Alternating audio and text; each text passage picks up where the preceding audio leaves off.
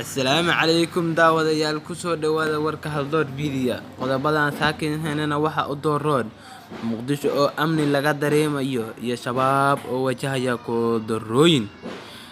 Khayre oo kulan gaar ah la qaatay amiirka dalka Qatar. Gudoomiyaha degmada Dinsoor oo kordhow la weeraray. Cabsi laga qabo in uu dibadbax ka dhaco Hargeysa. Qodobadaas iyo qodobo kale in haynaaye ku soo dhawaada.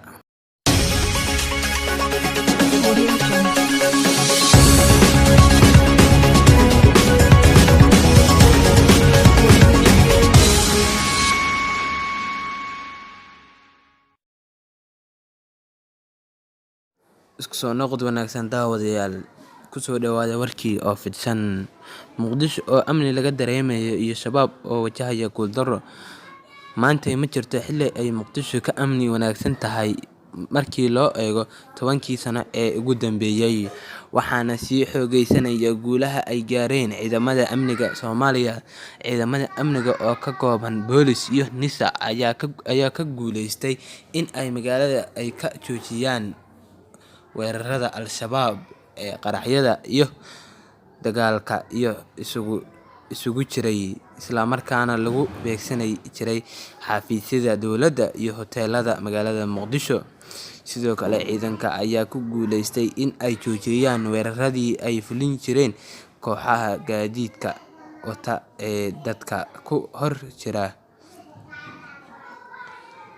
iyada oo hadda sidoo kale guul waaweyn ay ka gaareen ka dabagalida dilalka qorsheysan ee Muqdisho ka geystaan Al-Shabaab.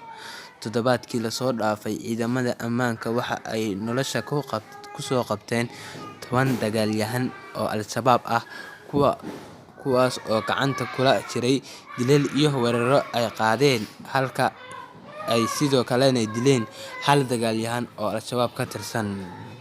Iminkana Xasan Cali Khayre, Ra'iisul Wasaaraha dalka Soomaaliya Xasan Cali Khayre oo kulan gaar ah la qaatay amiirka dalka Qatar. Ra'iisul Wasaaraha Xukuumadda Federaalka Soomaaliya Mudane Xasan Cali Khayre oo weli ku sugan magaalada Dooxa ayaa kulan gaar ah kula qaatay amiirka dalka Qatar Tamim bin Hamad Al Thani. Kulankan oo ahaa mid xasaasi ah ayaa waxaa arrimaha looga hadlayay ka mid ahaa xoojinta xiriirka labada dal, iskaashiga labada geesoodka ah ee labada dowladood iyo labada shacab. Sidoo kale labada mas'uul ayaa isla soo hadal qaaday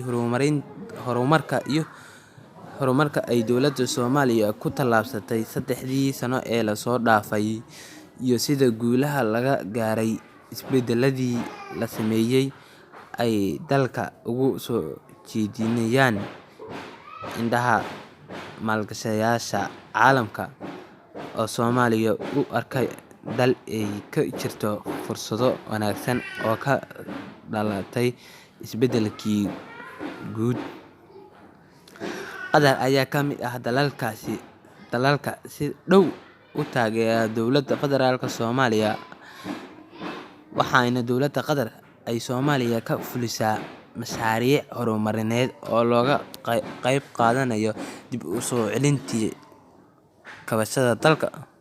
Kulankan uu Ra'iisul Wasaare Khayre la qaatay Tamim bin Hamad Al Thani ayaa ku soo aadaya xilli ay dhowaan dalka Faransiiska uga soo qayb galeen shir nabad baaris oo looga hadlayay caqabadaha guud ee ka jira daafaha caalamka.